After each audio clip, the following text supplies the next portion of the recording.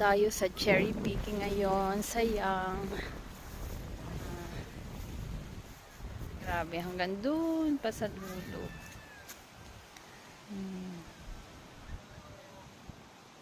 Dami, no?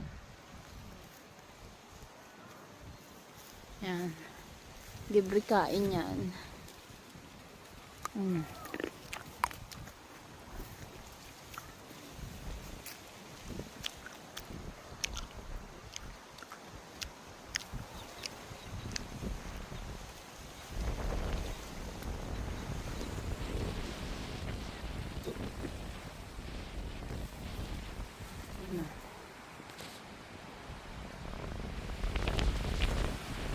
Yung mga tao hanggang dun lang sila nagpipik.